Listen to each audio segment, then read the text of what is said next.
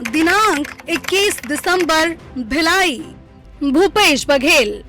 Jail में जाते अक्का पैसा चढ़ाते अक्का विधि विधान करते टोटका उटका करते ओकर उनके हालत सुधरे नहीं सुधरे पता नहीं है, लेकिन दोनों महाराज के हालत अंधविश्वासी में उनके नहीं पैसे जगह नहीं मिले।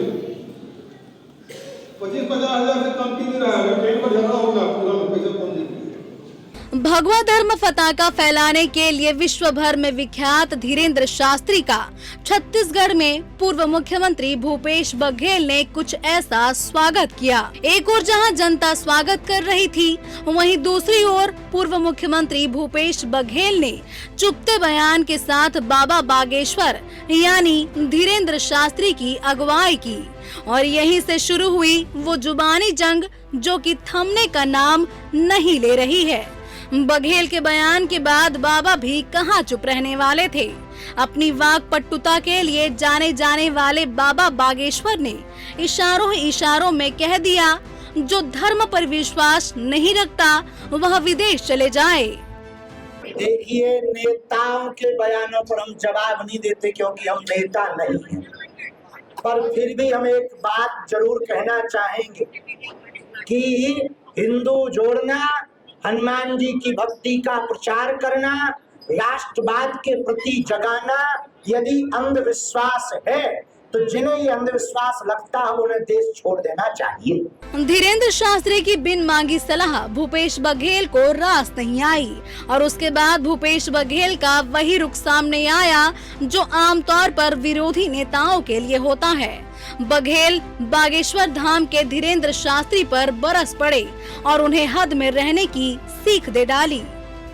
दूसरे प्रदेश में जाके बोल के बताएं भूपेश बघेल को विदेश चल देना चाहिए। ये धीरेन्द्र शास्त्री शब्द है ना, और क्या यही संत महात्माओं के शब्द होते हैं? ऐसे ही होते हैं संत।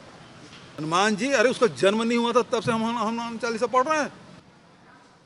कल का बच्चा है, क्या उम्र है उसकी? है मेरा बेटा भी उससे बहुत 10 साल 12 साल बड़ा है, उसके बाप भी शायद मेरी उम्र से छोटे होंगे। वो मुझे हनुमान चालीसा के बारे में बताएंगे। उसका जन्म नहीं हुआ था तब से हम हनुमान चालीसा हनुमान बाण पढ़ रहे हैं। और जब मामला धर्म का हो तो बीजेपी आखिर कैसे चुप रहती? बाबा पर बयान और बाबा के तीखे जवाब के बीच बीजेपी भी बघेल पर हमलावर हो गई और संतों के अपमान से लेकर भाषा शैली पर सवाल उठे। अब देखिए, हमारा ये देश ऋषि मुनियों का देश है प्राचीन समय से ही, और ऋषि मुनियों का सम्मान होते आया है। और आज अगर बागेश्वर धाम के पीठाधीश्वर को अगर वो बीजेपी के एजेंट कह रहे हैं तो ये सनातन का अपमान है और बागेश्वर धाम का अपमान है। निश्चित रूप से इसका निर्णय जनता करेगी।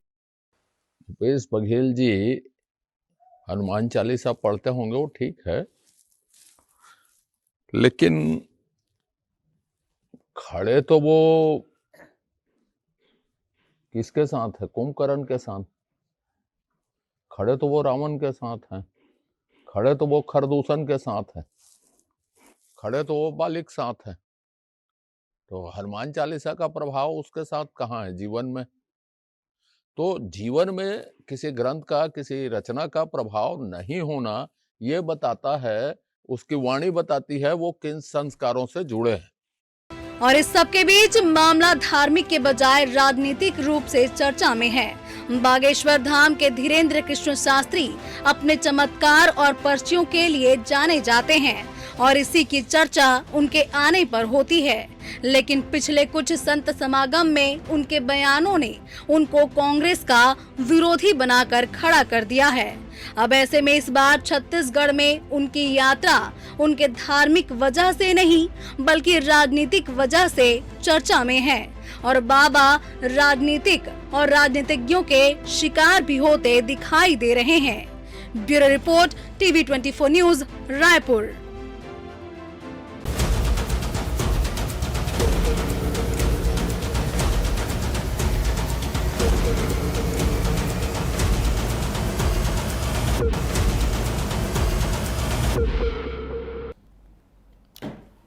नमस्कार, मैं मोहन तिवारी। आज के मुद्दे में आपका स्वागत है और आज का मुद्दा हमारा आधारित है बाबा वर्सेस बागेश्वर पर। जी हाँ, हम ये इसलिए कह रहे हैं क्योंकि छत्तीसगढ़ में इन दिनों राजनीति कुछ इस तरीके से गरमाई हुई है जिससे लग रहा है कि बघेल वर्सेस बागेश्वर हो गया है और भूपेश बघेल के निशाने में आ गए हैं बागेश्वर धाम के प्रमुख धीरेंद्र शास्त्री। ऐसे में क्या ये राजनीति में धर्म की एंट्री है या फिर बाबाओं पर अब निशाना साधना कांग्रेस के लिए एक जरूरी मिशन हो गया है, क्योंकि इससे नंबर आला कमान के पास बढ़ते हैं। इसी पर आज चर्चा करेंगे और जानेंगे कि आखिर ये लड़ाई है क्या। जब बागेश्वर धाम के धीरेंद्र शास्त्री भिलाई पहुंचे हैं तो उस क्षेत्र के रहने वाले भूपेश बघेल उनके विरोधी आखिर हो कैसे गए। इस चर्चा को शुरू करते हैं। उससे पहले मिलते हैं उन मेहमानों से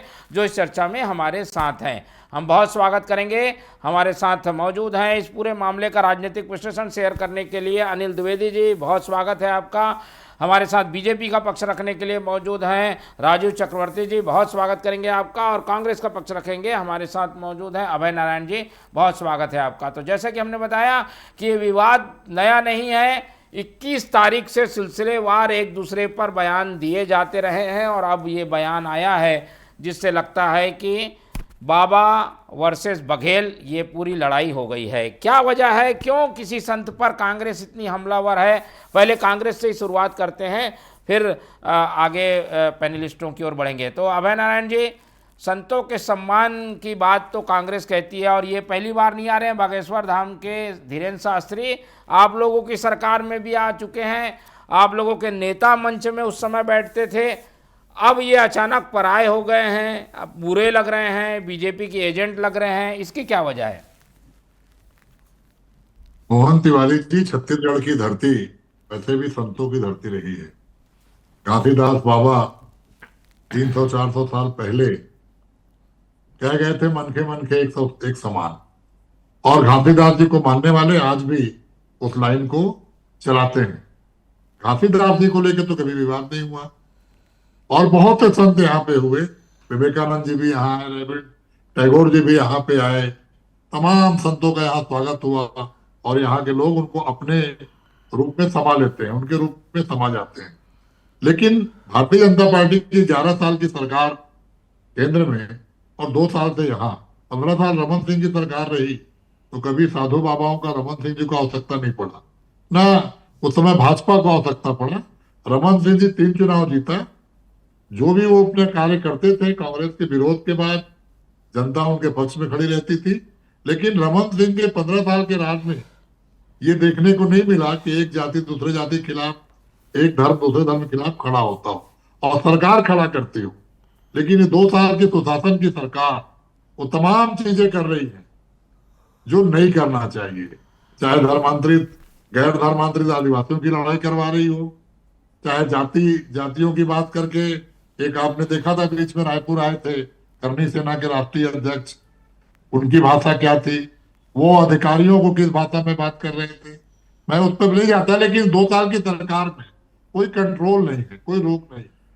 और जहां तक वर्तमान आपने शीर्षक दे दिया है बघेल वर्सेस बागेश्वर, तो ऐसा शीर्षक की आवश्यकता नहीं थी। भूपेश बघेल जननेता हैं, कांग्रेस के नेता हैं, पूर्व मुख्यमंत्री हैं, छत्तीसगढ़ी संस्कृति के ध्वज वाहक हैं, वो रहेंगे। और बाबा बागेश्वर अपना काम कर रहे हैं, वो भी रहेंगे। लेकिन धार्मिक व्यक्ति को, संत को धार्मिक बात करनी चाहिए, संत की बात करनी चाहिए, संत की वाणी ऐसी होनी चाहिए कि सब उसमें समा जाए। नहीं तो ऐसा क्या कह दिया बाबा ने, क्या ऐसा कहा जो कांग्रेस को चुभ गया? देखिए, बाबा जब भी यहाँ आते हैं तो कोई ना कोई ऐसा गुफा छोड़ के जाते हैं। जाति की बात भी उन्होंने कई बार की है, तो बहुत ज्यादा मैं बाबा के बयानों पर नहीं जाऊंगा। भूपेश बघेल जी 21 दिसंबर को एक सम्मेलन में थे और सम्मेलन में अंधविश्वास के ऊपर बोल रहे थे और उन्होंने कहा कि अंधविश्वास समाज में नहीं फैलाना चाहिए। आज गरीब हो, दलित को आज उसका अधिकार नहीं मिल रहा है। लोकतंत्र और संविधान की संवैधानिक संस्थाएं रक्षा नहीं करने के बजाय दुरुपयोग कर रही हैं, तो उन विषयों को उठाते और अंधविश्वास की बात की। और वो बात अगर आपको इतनी चुभ गई, आप तो संत हैं, आप अपनी वाणी से लोगों को मोहित करने का काम करते हैं। आपने कह दिया देश में चले जाओ, मतलब हमको अपने विचार प्रकट अगर हम कर देंगे तो हम देश से बाहर चले जाएं, हम देशद्रोही हो गए। तो जो काम भाजपा करती है, जो काम आरएसएस कहती है, वही लाइन तो उनकी भी थी कि आप विदेश चले जाओ। भूपेश बघेल ने तो अंधविश्वास की बात की थी, उससे अधिक कोई बात नहीं की थी। आप उनको कहना था कि हम अंधविश्वास नहीं फैलाते। दूसरी बात, वो अभी जो आए हैं भिलाई, उनको शासकीय विमान से लाया गया। अगर भारतीय जनता पार्टी की सरकार किसी को शासकीय विमान से लेके आती है जबकि वो उसका हकदार नहीं है, तो एजेंट ना कहा जाए तो क्या कहा जाए? इसकी जवाब तो भारतीय जनता पार्टी के लोग देंगे, सरकार के लोग देंगे कि एक बाबा के लिए आप प्लेन भेजते हैं, कितने गरीब मरीज एम्बुलेंस नहीं पाते, कितने लोग एयर एम्बुलेंस नहीं जुटा पाते, जिनको आप सहायता नहीं करते। विनोद तुगले जी का भी हाल ही में निधन हुआ है, वो लंबे समय से बीमार चल रहे थे। मुझे नहीं कहना चाहिए कि जब ऐसे साहित्यकार बीमार पड़ते हैं, ऐसे कलाकार बीमार पड़ते हैं, तो सरकार कितना उनको सुविधा और विमान उपलब्ध कराती है इलाज के लिए। लेकिन एक बाबा के लिए आप पलके बिछाए बैठे हैं। हिंदू राष्ट्र की बात, चलिए ये तो परंपरा है, भारतीय परंपरा है। मैं आऊंगा आपके पास। समझ में आ गया कि कांग्रेस को इस बात की चुभन भी है कि थोड़ा सा उनका जो झुकाव है वो धर्म के प्रति और एक कहें कि हिंदू राष्ट्र के प्रति है, जो कि एजेंडे में बीजेपी का सूट करता है, इसलिए कांग्रेस विरोध में है। एक अनिल जी से टिप्पणी ले लेते हैं। पिछले कई सालों से ऐसे बाबा आ रहे हैं और उनके द्वारा प्रवचन दिए जा रहे हैं और उसमें हिंदू राष्ट्र की बात भी कही जाती है, लेकिन धीरेन्द्र शास्त्री खास टारगेट में आ गए हैं तब से, जब से मोदी जी ने उन्हें अपना भाई कहकर संबोधित किया था। अब ये क्या माने, इन्हें बाबा के रूप में अब देखना कम लोगों ने शुरू कर दिया है, बीजेपी की ओर जाते गए हुए धर्मगुरु के रूप में ज़्यादा। तो यही है वजह लड़ाई की लगती है कि आपको? देखिए मोहन जी, इस देश में, इस देश की संस्कृति में राजनीति और धर्म का तालमेल सदियों पुराना है, और राजनीति पर यदि किसी का अंकुश यदि है तो वो धर्म का ही अंकुश है। राजनीतिक धर्म अपना है और धर्म तो खैर है ही। लेकिन मेरे को एक बात समझ में आनी चाहिए हम सबको कि इस देश में राजनीतिक दलों और नेताओं से ज़्यादा बड़ी औकात धर्मशास्त्रियों की और धर्म की है। इसका उदाहरण आप देख लीजिए। बागेश्वर धाम जब यहाँ सभा करते हैं या प्रवचन करते हैं, लाखों लाखों लोग उमड़ते हैं, आस्था के साथ आते हैं, दान करते हैं, अपने खर्चे पर उनका प्रवचन सुनते हैं और चले जाते हैं। ऐसे लाखों लोगों की भीड़ आती है। और नेताओं की भीड़ में, राजनीतिक दलों की भीड़ में 500 रुपए देकर के आपको बुलाना पड़ता है, तब जाके आपकी सभा पूरी होती है। इसलिए धर्म गुरुओं और राजनीतिक दलों की कोई तुलना नहीं हो सकती, लेकिन सबको अपनी अपनी सीमाओं का पालन करना चाहिए। मुझे याद है कि यहां पर शंकराचार्य जब रायपुर में आते थे तो उस समय के मुख्यमंत्री डॉक्टर रमन सिंह अपने सीएम हाउस में बुला के उनका सम्मान करते थे, और वही शंकराचार्य दूसरे दिन रविंद्र चौबे जो कांग्रेस के मंत्री हुआ करते थे उनके बंगले में जाते थे और सम्मान पाते थे। लेकिन कहीं कोई कड़वाहट नहीं आती थी, कहीं कोई शंकराचार्य अपशब्द नहीं बोलते थे कि दोनों राजनीतिक दल इस तरह से भिड़ जाएं। तो यह सम्मान होता है। जिस तरह राजनेताओं को अपना सीमा याद होनी चाहिए, धर्म गुरुओं को भी अपनी सीमाएं याद होनी चाहिए। मुझे याद है रामायण का प्रसंग, जब भगवान राम अपने भाइयों के साथ महर्षि वाल्मीकि के आश्रम में गए तो उसके पीछे पीछे तमाम राजकीय सुविधाएं आई, उनको ऋषि मुनि ने वापस लौटा दिया और कहा कि मैं इन राजकीय सुविधाओं में नहीं आऊंगा। क्यों? क्योंकि राजधर्म से जितनी दूरी बना करके रखें उतना ही अच्छा है। यह संदेश महर्षि वाल्मीकि ने दिया है। इसी का पालन आज के शंकराचार्य और साधुओं को भी करना चाहिए। बागेश्वर धाम को मैं बहुत सम्मान देता हूं, एक धर्मगुरु के तौर पर, एक हिंदू होने के नाते उनका ऋषि के तौर पर सम्मान है। लेकिन उन्हें याद रखना होगा कि राज्याश्रय को कितना ज्यादा लिया जाए, कितना ज्यादा हासिल किया जाए। आप जितना राज्याश्रय से दूरी बना के रखेंगे उतना ज्यादा राज्याश्रय पर अपना दंड चला सकेंगे। यह हमारे साधु संतों और शंकराचार्यों ने सिखाया है हमको। हमारे कभी शंकराचार्य साधु संत जाकर के राजमहलों में नहीं रहे, लेकिन आप क्यों सुविधाएं ले रहे हैं? थोड़ा सा इससे दूरी बना करके बागेश्वर धाम को रखना चाहिए। और दूसरी बात जो विपक्ष के नेताओं ने भी कही कि आपकी उम्र क्या है, अभी आपको भी बहुत कुछ इस दुनिया में, सृष्टि में सीखना है। बहुत बड़े बड़े आपसे शंकराचार्य हैं, उनसे सीखिए कि शब्दों की मर्यादा कैसे रखी जाए, सवाल कैसे किए जाए, जवाब कैसे दिए जाए। निश्चित तौर पर आप बहुत बड़े व्यक्ति हैं, आप बहुत बड़े धर्माचार्य हैं, लेकिन धर्माचार्यों को भी अपना धर्म याद रखना चाहिए। वो बोलने का धर्म होना चाहिए, वो राजधर्म को कितना पालन करें उसका धर्म होना चाहिए। तो ये सबको अपनी अपनी समझ की बात है। रही बात जनता की, वो फिर सबको सीमाएं देख करके अपना फैसला करती है। बघेल जी ने जो कह दिया वो क्या उचित है? क्या वो इस तरीके से फायर हो गए उन पर?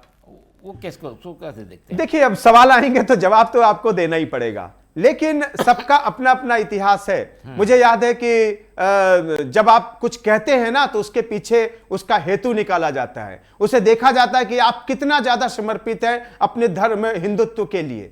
सब लोग जानते हैं कि जब भगवान राम मंदिर का उद्घाटन हो रहा था तो बाइकआउट क्यों किया गया, शंकराचार्य की गिरफ्तारी क्यों की गई, जैन सरस्वती को जेल में क्यों डाला गया, भगवा आतंकवाद की थ्योरी किसने दी, ये सब जानते हैं भाई लोग, इससे कोई मुंह नहीं मोड़ सकता। और इसलिए जब आप किसी बागेश्वर धाम का विरोध करते हैं, जब आप किसी राम मंदिर के उद्घाटन का विरोध करते हैं, जब आप भगवा आतंकवाद की थ्योरी सामने लाते हैं हरे आतंकवाद के सामने, तो जनता को लगता है कि यार आप कर क्या रहे हैं, आप किसके विरोध में खड़े हैं और किसके कौन आपके टारगेट में है। तो प्रत्येक नेता को अपने राजनीतिक दल का भविष्य ध्यान में रखते हुए, और आज यही हाल है कि जो कांग्रेस 420 सीटों पर थी वो सिमट करके आज 99 पर आ गई है। क्यों? क्योंकि आपने कहीं ना कहीं हिंदुत्व की ऐसी अनदेखी की है, उसे कांग्रेस को सुनहरे समय की ओर वापस लौटना है, तो थोड़ा इस तरह की आलोचना से बचना चाहिए। ठीक है, तो कांग्रेस को भी बचना चाहिए और बाबा को भी अपने जो धर्म गुरु की एक मर्यादा है उसका पालन करना चाहिए। लेकिन बीजेपी क्या सोचती है? ये विवाद शुरू हुआ था 21 तारीख से, बाबा आए हैं 25 तारीख को, और फिर बयान आपस में हम सुन रहे हैं। कैसे देखती है बीजेपी? क्या बघेल जी ने जो कहा वो क्या सही है? क्या बाबा एजेंट हैं क्या बीजेपी के? धर्मो रक्षितः धर्म यदा यदा ही धर्मस्य ग्लानि भवति भारत। मोहन जी, धर्म की रक्षा करना और धर्म में रहना ही एक धर्म है, एक राजधर्म है, एक राजनीति है।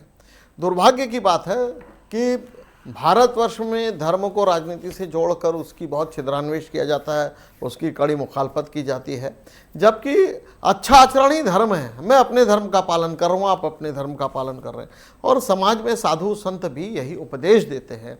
और लेकिन दुर्भाग्य है कि जब कोई साधु संत उपदेश देते हैं तो फिर राजनेता और खासकर कांग्रेस पार्टी कहते हैं पर उपदेश कुशल बहु तेरे, ये पर्ची वाले बाबा हैं। इस प्रकार से अपमानजनक बात कहते हैं कि भाजपा के एजेंट हैं। तो इस प्रकार से जिनके प्रति, जैसे अनिल जी ने कहा कि जब बाबा आते हैं तो लाखों लाखों की भीड़ आती है सुनने के लिए, समझने के लिए, तो जो कहते हैं कि गौ की रक्षा करो, अपने घर में परिवार को बांध के रखो, ये कोई गलत बातें तो नहीं है। लेकिन मुझे ऐसा लगता है कि कांग्रेस को ऐसा दिखता है कि अल्पसंख्यक वोट हमसे खिसक रहे हैं। उन अल्पसंख्यक वोट को पाने के लिए कांग्रेस पार्टी कभी कभी ऐसा एक नवाचार करती कि हिंदू साधुओं पर टिप्पणी कर दे, संतों पर टिप्पणी कर दे, सनातन धर्म पर टिप्पणी कर दे, या जो इंडी का जो गठबंधन है उनके लोग भी इस प्रकार से करते हैं। तो मुझे ऐसा लगता है कि ये कांग्रेस का एक प्रयास है कि हमें सामूहिक रूप से जो वोट खिसक रहे हैं लोकल जो छोटी छोटी पार्टियों की तरफ। और भूपेश बघेल जब भी बड़े कद के हैं, महासचिव है कांग्रेस के, तो उन्होंने 21 दिसंबर को जो कहा कि ये पर्ची वाले बाबा, इनसे कुछ नहीं, फर्जी बाबा है, तो किसी संत का अपमान, कोई भी संत हो जो गेरुआ वस्त्र धारण करता है, जो व्यास पीठ पर बैठता है, जो रामायण का वाचन करते हैं, उनका सम्मान करना चाहिए। जैसे आप पॉप जॉन पॉल का अगर सम्मान करते हैं, आप मदनी साहब का करते हैं, तो बागेश्वर धाम का भी करिए। आपसे छोटे हैं, संत छोटे और बड़े नहीं होते, उम्र नहीं देखे जाती।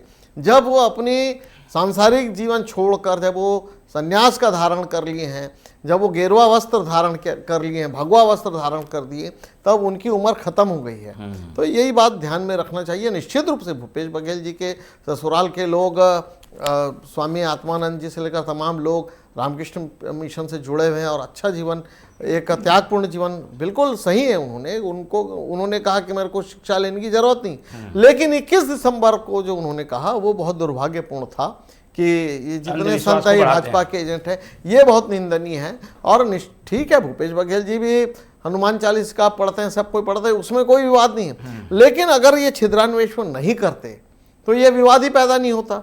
लेकिन मुझे लगता है कि इसके पीछे एक बहुत बड़ा एक पॉलिटिकल एजेंडा है, और वो एजेंडा है अल्पसंख्यक वोटों का ध्रुवीकरण। ठीक है, क्या ध्रुवीकरण ही बड़ा एजेंडा है? क्या अभय नारायण जी इससे फायदा होगा? और बघेल जी ऐसा क्यों कर रहे हैं? ये तो उनके क्षेत्र में आए हैं, भिलाई आए हुए हैं, ये बड़ी संख्या को क्यों नाराज करना चाहते हैं बघेल जी? क्या बताना चाह रहे हैं? ये कहीं कोई चुनावी एजेंडा कांग्रेस पे काम नहीं करती। कांग्रेस विचारधारा की पार्टी है, सर्वधर्म सद्भाव, धर्मनिरपेक्षता। हम भारत के लोग, प्रधानमंत्री जी चर्च जाते हैं, जेपी नड्डा जी चर्च जाते हैं, जेपी नड्डा जी प्रधानमंत्री सोशल मीडिया के माध्यम से लोगों को बताते हैं कि हम आज 25 दिसंबर है, मेरी किस्मत है और मैं चर्च गया। और उनके लोग क्या कर रहे हैं रायपुर में? क्रिसमस की फोटो देखकर, सजावट देखकर। अरे वो तो जो कर रहे हैं, कांग्रेस क्या कर रही है? ये वो तो हो गया, उनका नुकसान हो रहा है। लेकिन ये बाबा के नाम पर अपने ही क्षेत्र में भूपेश बघेल क्यों नुकसान कराना चाहते हैं? भाई बड़ी संख्या में भीड़ आ रही है।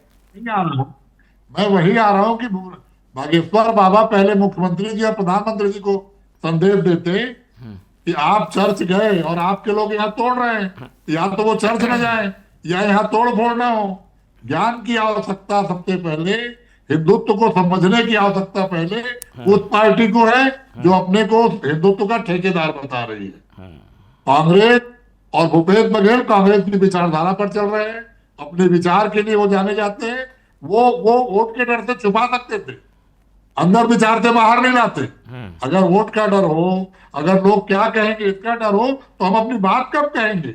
आज कौन से बाबा, कौन से हमारे महामंडलेश्वर गरीबों के पास जाते हैं?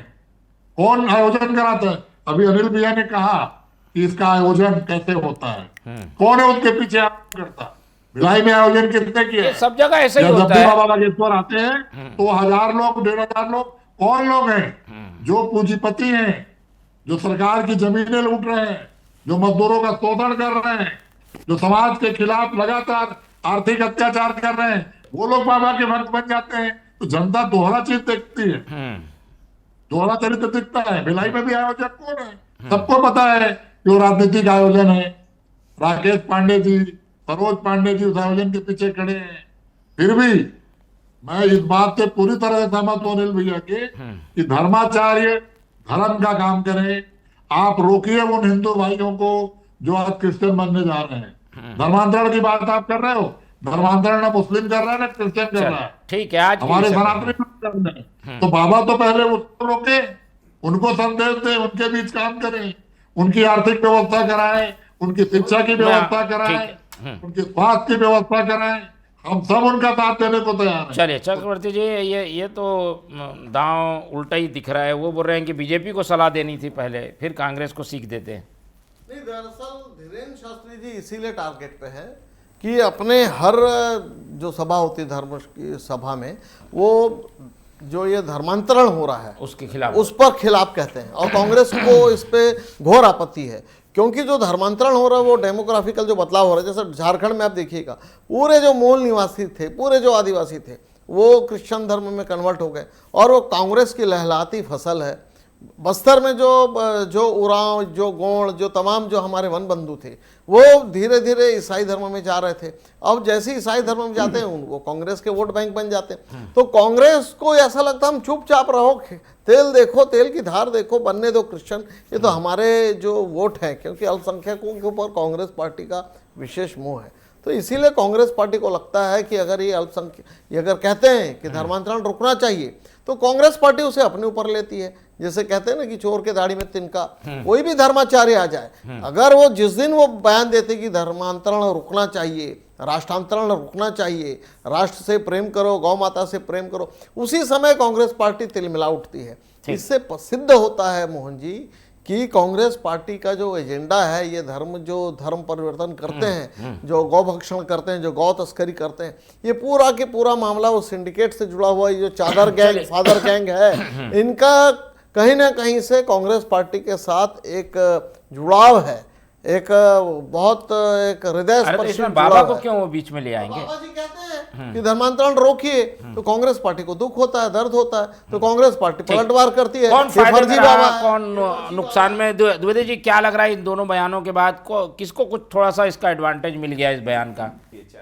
संत बागेश्वर बाबा हों, चाहे वो पूर्व मुख्यमंत्री भूपेश बघेल जी हों, सभी को कबीर का ये दोहा याद रखना चाहिए कि ऐसी वाणी बोलिए मन का आपा खोए, औरन को शीतल करे आपो शीतल होए। राजनेताओं का तो डेली का शगल है कि वो इस तरह के बयान जारी करते रहते हैं, एक दूसरे पर आरोप लगाते रहते हैं, लेकिन संतों को ये समझने की जरूरत है कि उनकी किन सवालों पर प्रतिक्रिया दिया और किस तरह की प्रतिक्रिया दें। बहरहाल मैं एक दूसरी बात कहना चाहूंगा कि जो मुझे आपत्तिजनक लगा कि बागेश्वर धाम के कथाओं में यदि लाखों का चढ़ावा चढ़ रहा है या उनको दान मिल रहा है तो वो इसका कर क्या रहे हैं। संत बागेश्वर धाम प्रतिवर्ष 400 से ज्यादा युवतियों की निःशुल्क शादियां कराते हैं। संत बागेश्वर धाम एक कैंसर हॉस्पिटल बना रहे हैं जहां वो निःशुल्क इलाज कराएंगे। संत बागेश्वर धाम जो है 3000 गायों का एक गौशाला चला रहे हैं जहां उनकी सेवा की जाती है। बागेश्वर धाम स्वदेशी वस्तुओं को लेकर के एक प्रोडक्ट चला रहे हैं, उस पर काम कर रहे हैं। तो ये जो पैसा उनके पास आ रहा है कहीं ना कहीं उससे वो समाज सेवा में ही जा रहे हैं। अब जरा नेता बता दें भाई, सट्टे का पैसा कहां जाता है, शराब का पैसा कहां जाता है, बयान से क्या इसकी दुकानदारी चलती है। तो राजनीतिक दल जो काम करते हैं या नेता जिस तरह भ्रष्टाचार करते हैं, भैया उससे अच्छा तो बागेश्वर धाम जैसे संत हैं। ये बघेल जी को फायदा पहुंचा गया क्या, नंबर बढ़ गए क्या उनके, या जनता में उनको नुकसान हो गया क्या जल्दी? नहीं, हम निश्चित तौर पर देखिए जब विवाद उठता है तो किसी के हाथ में यश और किसी में अपयश तो जाता ही है, यह कोई तुलना वाली बात नहीं हो सकती। लेकिन भूपेश बघेल जी ने कोई बहुत गलत बात कही है, निश्चित तौर पर उनके अपने एक मत है। बागेश्वर धाम ने भी जो बोला है उसके अपने अर्थ निकाले जा सकते हैं, लेकिन मुझे लग रहा है कि इस बहस में संतों को स्पेशल नहीं पढ़ना चाहिए। नेताओं का तो शगल है कि वो आपत्ति करते रहते हैं और इस तरह के सवाल और इस तरह की कार्रवाइयां होती हैं, इस तरह की सरकार में फैसले होते हैं कि भले ही उनकी पार्टी 400 से लेकर के 99 सीट पर आ जाए, लेकिन वो फिर ये नहीं सोचते कि हमने बोला है तो इसका नुकसान जल्दी ऐड कर दीजिए। क्या कांग्रेस को लग रहा है, कांग्रेस का बयान तो माने कि नहीं माने भूपेश बघेल जो बोल रहे हैं कि कांग्रेस अलग है, भूपेश बघेल अभी निजी बयान दे रहे हैं? देखिए, मैंने पहले ही आपको कहा कि कांग्रेस धर्मनिरपेक्ष पार्टी है। कांग्रेस सब धर्म सद्भाव का व्यवहार करती है। कांग्रेस लोकतांत्रिक और संवैधानिक पार्टी है। कांग्रेस अपने विचारों को प्रकट करेगी और उस समय हम वोट बैंक नहीं देखते कि कौन सा वोट बैंक हमारा नुकसान कर रहा है, कौन फायदा कर रहा है। दूसरी बात, राजीव भैया बहुत अच्छे प्रवक्ता है, समझदार प्रवक्ता है। राजीव भैया ने कहा कि धर्मांतरण के विरोध में कांग्रेस खड़ी हो जाती है। धर्मांतरित विधायक को आप टिकट देके और विधायक बना के रखे तो क्या चरित्र है। पहले बागेश्वर बाबा उनको धर्मांतरित विधायक क्यों, चलिए विषय भड़क जाएंगे सरगुजा से, ठीक है, उनको तो धर्मांतरित बना, चलिए विषय अलग हो जाएगा। बाकी और मैंने अपील की है, ठीक है, हम बाबा पे आज केंद्रित हैं। उन गरीबों के साथ खड़े हो जो हिंदू गरीब है, चलिए ठीक है। और आज हमारी चर्चा का विषय यही है कि बघेल वर्सेस बाबा जो हो गया है वो कम से कम ना हो, क्योंकि संत भी अपनी जगह पूजनीय है और नेताओं की भी अपनी एक मर्यादा है, तो इन सबको ध्यान रखकर चलने की ज़रूरत है। समय कम है, चर्चा यहीं ख़त्म करते हैं। हमारे साथ अनिल द्विवेदी जी जुड़े, उनका धन्यवाद। राजू चक्रवर्ती जी ने समय दिया, उनका धन्यवाद। और अभय नारायण जी हमारे साथ बने रहे, उनका बहुत बहुत धन्यवाद। तो तीनों मेहमानों को धन्यवाद कहते हुए आज की ये चर्चा यहीं ख़त्म करते हैं और आप लोग से रखते हैं उम्मीद कि आप लोग देखते रहेंगे TV24। रखिए अपना बहुत ख्याल। नमस्कार।